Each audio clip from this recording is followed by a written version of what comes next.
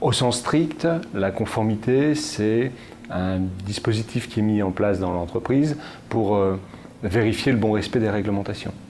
Après, je pense que c'est aussi un enjeu de gouvernance, la conformité, parce que c'est la nécessité pour les dirigeants, lorsqu'ils prennent une décision, à intégrer la dimension respect des règles dans leur analyse. Ça, c'est la partie compliance. L'éthique des affaires, c'est la mise en place dans l'entreprise de bons comportements, de bonnes pratiques qui vont respecter les valeurs de l'entreprise. Mais de la même manière que la compliance, c'est aussi une culture et un enjeu de gouvernance parce que c'est la capacité à suspendre la décision d'un dirigeant au moment où il doit prendre position sur quelque chose, de se dire est-ce qu'il n'y a pas une dimension éthique aussi dans la décision que je vais prendre. Voilà. Donc les deux dispositifs ne doivent pas être opposés. Pour moi, ils sont extrêmement complémentaires.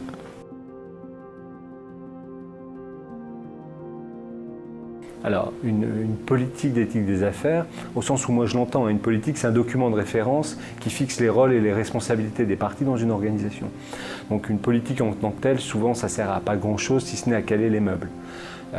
En revanche, une vraie réflexion sur une culture d'entreprise autour de l'éthique des affaires, là ça peut réellement transformer les organisations puisqu'on va partir de la base des opérationnels et on va les amener à réfléchir sur la manière dont ils font leur travail, de façon à pouvoir dégager les bonnes pratiques pour les mettre en confiance, les mettre en sécurité.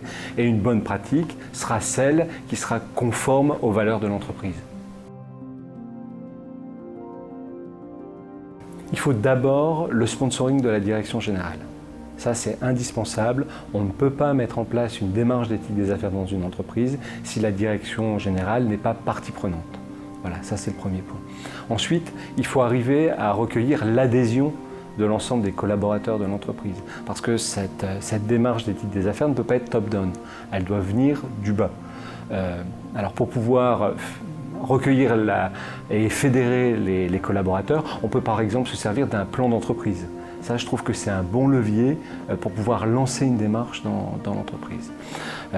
Et si ça marche, si ça réussit, si on arrive à accrocher les collaborateurs, s'ils arrivent à dégager des bonnes pratiques dans le cadre de leur secteur d'activité, il faut ensuite remonter ces bonnes pratiques jusqu'au board, jusqu'au top-down, de façon à ce que celui-ci puisse s'impliquer à son tour et venir dire cette bonne pratique me convient, celle-là je la garde, celle-là je l'écarte, parce que je considère que ce n'est pas conforme aux valeurs et à la vision que j'ai de l'entreprise. Donc il y a une sorte de cercle vertueux à mettre en place.